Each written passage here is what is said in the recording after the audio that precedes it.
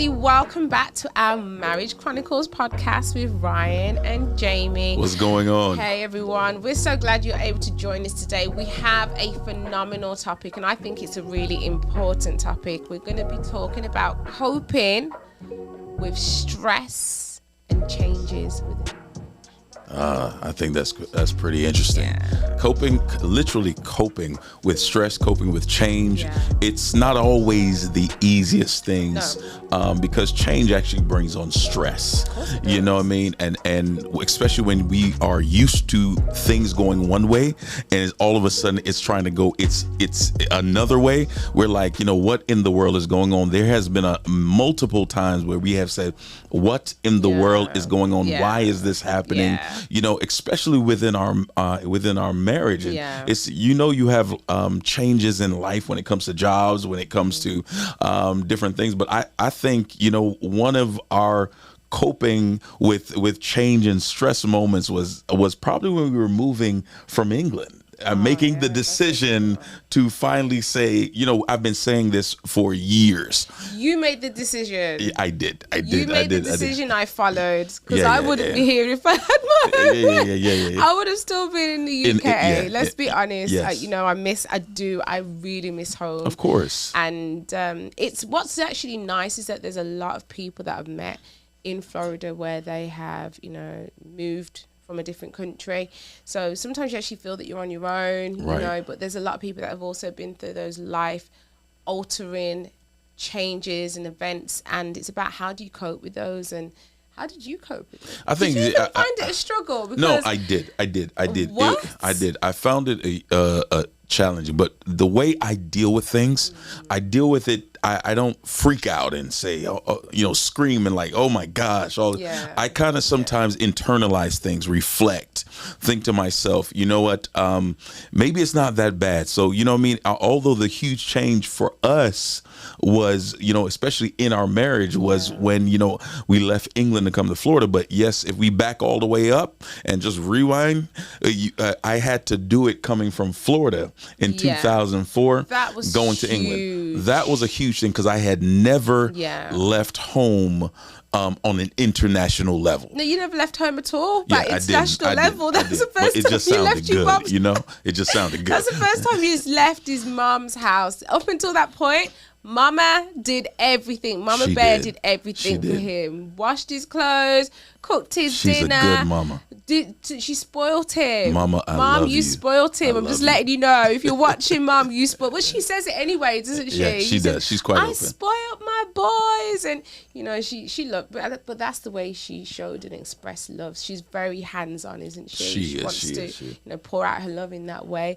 But at the detriment to the fact that I had to deal with this. Yeah, it was crazy because it was change in the sense not only for me, but going there now because there were certain expectations I thought because, getting into a relationship, getting into a marriage. He wanted a mom. No. Well, I remember asking you, do you want a wife or do you want a mom? Like, what do you actually want? We were like 23 years old. Yeah, but he wanted a mom. He wanted someone to wash his clothes. He wanted someone to wash his clothes all the time. But you did spoil me. You came here and visited me one time, and you washed my drawers. I felt sorry and my boys said that's a keeper. Yeah, but so I was tricked. No, you wasn't tricked. I felt sorry for you. But then I realized when we got married, you thought this was a thing that I was going to do all the time. And it's not the fact that I had an issue with washing your clothes, but we were both working hard. But the craziest thing? Let me tell you the craziest thing. What my mother did to me, and spoiling me, you're doing for our son. No, that's not true. And I'm literally looking at it and I'm like, this is like a double thing happening. I know. I do not. No, he's he's a lot more, I would say our son is a lot more self-sufficient. Go ahead. My son is very independent. He's nothing like you. Of course. He's actually more independent than you were when I got was married. Yeah, I agree. And that was 23 and he's 14. Because I call it I'm growing up in the old school. That's what I call it. It's the old school. He's very independent. Jeremiah is so independent. He is. He can cook. And I made sure that he could cook because I did not want all due respect, I did not want any woman to come along and entice him with their cooking. Like, I wanted him to hold his own. He does his own laundry. He does his own ironing. He does everything for himself, but he's always been that independent child. But the reason why he's like that as well, and the reason why we raised him to be like that, is because we want to teach him how to live without us. I don't want my son to be so dependent on us that he can't live without us. That is so key. And that's what we do. We teach him how to live without us. So it's so funny because the other day, you know, his dad woke up and said, listen, Jeremiah, we're going to change your lock today. Jeremiah's sulking. I don't want to change this lock. I don't want to do this. And he was sulking the whole way. But he changed, his dad showed him how to change the lock. And so what did Jeremiah do? He went on Amazon, purchased his own fingerprint lock for his door. And guess what he did? And he changed it. He didn't even need Dad to do it because Dad would have said no. But Jeremiah already changed the lock, did all this sort of stuff. He's so independent. Yeah. But when you came, I think also as well, I think your dependency was different because you were moving from a completely different country. Absolutely. You were on your own, so to speak, even though you do have family over there in the UK, but it was challenging as well. And I think I didn't realise that dependency was also a bit of comfort as well. You know, it could have been a bit of comfort that you were seeking. But I kind of was more seeing it as, come on, you're a grown man. Like, man up. Yeah, what's wrong with you? Why are you being like this? But, you know, we kind of worked through it, didn't we? We worked through it. You know, we worked through those changes, and we looked at, where we were coming from, because that's always a good thing to do, is to always have that moment of reflection where you look at where you're coming from and where you are right now, because sometimes in life we feel as though we haven't progressed, we haven't changed, nothing's moved, we haven't done anything that's been great. And then when we look back and realize actually where I'm coming from, I've done a lot. Yeah. And it's about having that moment of appreciation. So, you know, coping through life-changing events has been challenging as well at the same time. I mean, what I found as soon as at the age of 22, going to England and literally being there on my own, yes, there's a level of dependency. I was starting to depend on you because I didn't really have too much people. My brother, actually, I think I had I have older brothers and an older sister, but one in particular lives further away. You know what I mean? And it was one of those things where, I mean, I came all the way over there for you. Yeah. You know what I mean? I crossed the ocean for you. You know what I mean? I give you everything. That song's coming back, but it's one of those things where, it was crazy because I had to learn how to cope through what I would call the stressful time, because at times it felt like it was lonely. It felt like it was like, what did I do? Was this the right move that I made? Did you ever reflect? Because I'm thinking to myself, I'm going to be honest with you guys, there were conversations that we had about me coming over to America, and I outrightly said no. She didn't believe it, actually. I'm not leaving my family. Yep. I'm not leaving anybody. I'm not going anywhere. I'm definitely not going to America. And he says, okay. I said, well, I'm not going to America right now, because we always said that we're going back to America, right? He says, yeah, we'll go back in 2 years' time. Nearly 20 years later. Yeah, it was a long time. We won't even go there. Long time. But the point is that, that's a huge decision to make, to leave everything that you've known, your family, your friends, the security, because, you were living at home with your mom, so you didn't really know anything about adulting. Let's be very honest with you, because you didn't need to at that time. To go over, let's be very honest with you, for a woman. Well, I had to do what I had to do. No, but how did you know that it was the right decision to make? Well, this is the key, because I know there must be some people out there who, are scared to make some decisions because there's such huge steps, and they're probably umming and ahhing, and it's like, how do I know it's the right decision that I'm making? How do I know it's the right person that I'm going to be getting engaged to, or I'm going to marry? Like, how do you know? And not only just to know, to pack up everything, put everything in your little barrel, because you remember you barreled it. Yeah. I thought I was traveling to the Caribbean. No, the way he packed that barrel was like he was traveling to the Caribbean. Always saw this big barrel come to the house. Facts. But how did you know? I think this is really important. I didn't know. And I think this is important to because many times when people take a jump, you know what I mean, and take a risk or take a step of faith, you really don't know. You have an idea, a concept, and you have the hope through the power of God. You know what I mean? That, you know what I'm about to get ready to do is I'm praying to God that this work out. You know what I mean? Wow. And it's about, I know if I do it, it's going to be change. You know, just like when we were coming over here, I know you didn't believe me that we were going to do this one day, because I never forget that we were probably having a passionate disagreement, and we were talking, and there was something that was happening and taking place, and I know you didn't have the confidence in me during a certain moment, and I never forget you said, you know what I mean, you said you were going to move back to America and you haven't done it yet. And I don't think this is ever gonna. You probably don't remember. And I said in my heart, I said, "Oh yeah, you actually sped me up to come. You actually." I did. I should have shut my mouth. No. I mean, in my heart, you sped me up and said, "God, do whatever you need to do." But I knew coming back. I didn't know how it was gonna come back. I just knew that I needed to come back, and I said, God, whenever it's the right time, go ahead and do it.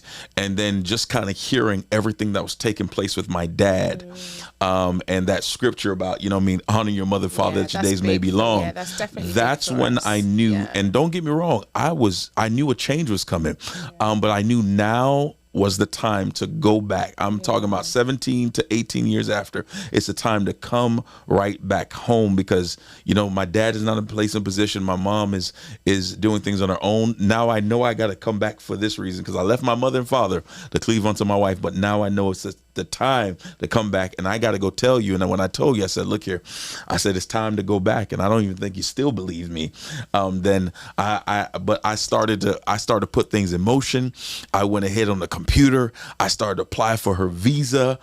You know what I mean? We went down to London. I was kind of trying to delay that as well. She was trying to delay. I knew she was dragging her feet. I'm like, why is she dragging her feet? Because you know what I mean? Pressure on me, like, I need this, I need that. And I was like, oh my Lord. I was getting, and I think you knew when I was going for the visa. That was it. He was, and especially when you paid for the visa. Oh man, because Ryan is not going to pay out any money for nothing. Like he's frugal. Serious. I'm frugal. Yeah, he's serious when it comes to when it came to that and spending out the money. And I think you knew change was going to come. I felt I was a bit scared, but then at the same time, I'm glad that we made that decision, because I love, you know, our new journey, and, you know, I love our life.